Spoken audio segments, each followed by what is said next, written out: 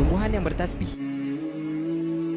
Sebuah majalah sains terkenal Journal of Molecular Biology mengungkapkan hasil penelitian yang telah dilakukan oleh tim ilmuwan asal Amerika Serikat tentang suara ultrasonik yang berasal dari tumbuhan.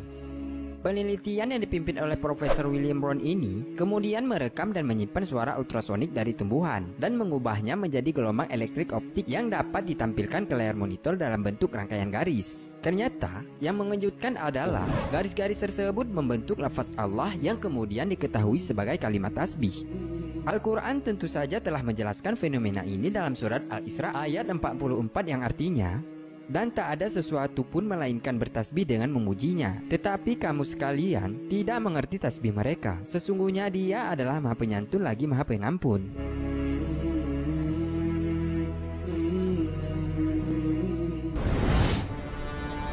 Segala sesuatu diciptakan berpasangan. Allah Subhanahu wa Ta'ala berfirman dalam surat Az-Zariyat ayat 49 yang artinya, dan segala sesuatu kami ciptakan berpasang-pasangan supaya kamu mengingat akan kebesaran Allah. Menurut ayat ini, Allah telah menciptakan segala sesuatunya secara berpasangan, termasuk berbagai partikel yang ada di muka bumi ini. Seorang ilmuwan asal Inggris Paul Dirac berhasil melakukan penelitian yang membuktikan bahwa materi diciptakan secara berpasangan, yaitu terdapat proton dan neutron dalam elektron. Penemuannya ini dinamakan Faraday. Dia memperoleh Nobel di bidang fisika pada tahun 1933 karena penemuannya itu.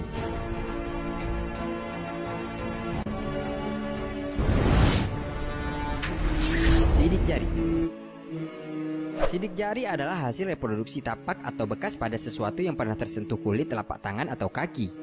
Sidik jari manusia digunakan untuk keperluan identifikasi, karena di dunia ini tidak ada manusia yang memiliki sidik jari yang persis sama. Seiring perkembangan zaman, sidik jari sudah dikembangkan ke arah security system yang berfungsi sebagai data keamanan.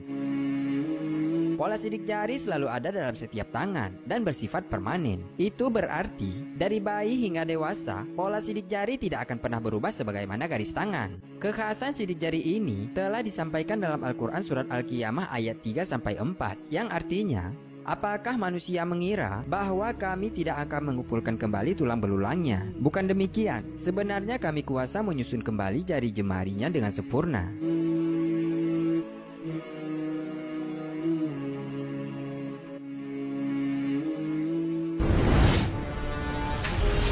Fenomena hujan darah. Pada tahun 2008 lalu, hujan berwarna merah yang dipastikan oleh bakteriolog setempat sebagai darah jatuh pada sebuah komunitas kecil di La Sierra, Colombia. Sebagian sampel diambil dan dianalisis, dan hasilnya menunjukkan bahwa air itu adalah darah. Quran Surat Al-A'raf ayat 133 telah memperingatkan kejadian ini. Maka kami kirimkan kepada mereka angin topan, belalang, kutu, katak, dan darah sebagai bukti yang jelas. Tetapi mereka tetap menyombongkan diri dan mereka adalah kaum yang berdosa.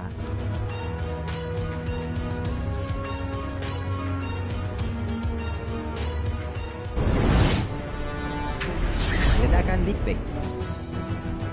Big Bang merupakan sebuah peristiwa yang menyebabkan pembentukan alam semesta yang didasarkan pada kajian kosmologi mengenai bentuk awal dan perkembangan alam semesta. Berdasarkan permodelan ledakan ini, alam semesta awalnya dalam keadaan sangat panas dan padat, mengembang secara terus-menerus hingga hari ini. Di antara teori penciptaan alam semesta yang lain, teori ini telah memberikan penjelasan paling komprehensif dan akurat yang didukung oleh metode ilmiah beserta pengamatan. Begitulah yang juga disampaikan Al-Quran dalam surat Al-Anbiya ayat 30 yang berbunyi, dan apakah orang-orang yang kafir tidak mengetahui bahwasannya langit dan bumi itu keduanya dahulu adalah sesuatu yang padu, kemudian kami pisahkan antara keduanya.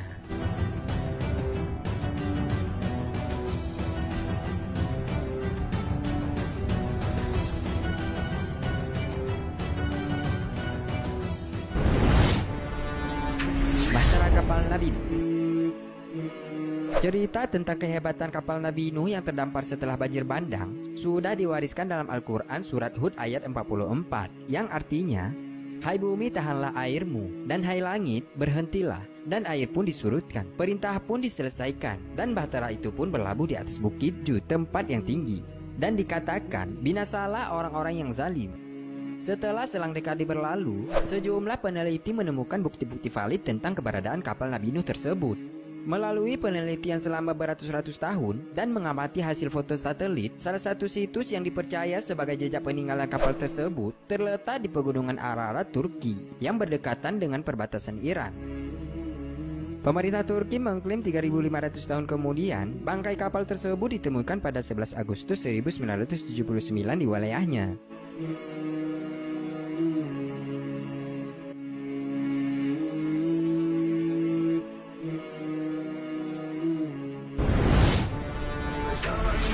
Jasad Fir'aun yang masih utuh. Fir'aun merupakan gelar yang digunakan untuk para penguasa, pemimpin keagamaan, dan pemimpin politik pada Mesir kuno. Pada tahun 1975, Presiden Perancis menawarkan kepada kerajaan Mesir bantuan untuk meneliti, mempelajari, dan menganalisis mumi Fir'aun Ramses II yang sangat terkenal. Ramses II diceritakan mati tenggelam di Laut Merah ketika mengejar Nabi Musa dan pengikutnya. Dipimpin oleh Profesor Dr. Maurice Bucaille, penelitian ini berhasil menemukan fakta bahwa terdapat sisa-sisa garam yang masih melekat pada jasad mumi tersebut sebagai bukti besar bahwa Fir'aun mati akibat tenggelam di dalam laut.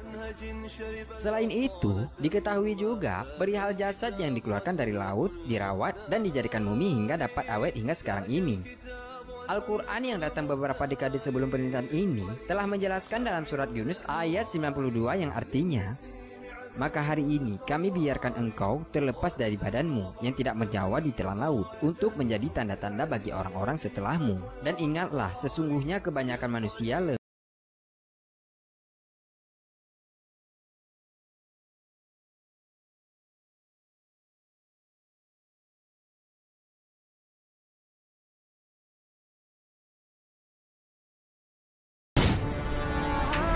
sungai di bawah laut."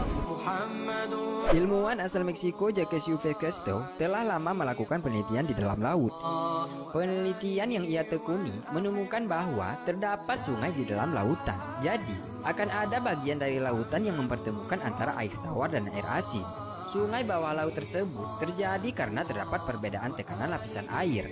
Hal ini yang telah disampaikan Al-Quran lewat surat Ar-Rahman ayat 19-20 dan ayat Al-Furqan ayat 53 yang artinya, Dia membiarkan dua lautan mengalir yang keduanya kemudian bertemu. Antara keduanya ada batas yang tidak lampaui masing-masing. Dan dialah yang membiarkan dua laut mengalir berdampingan. Yang ini tawar lagi segar dan yang lain masih lagi pahit. Dan dia jadikan antara keduanya dinding dan batas yang menghalangi.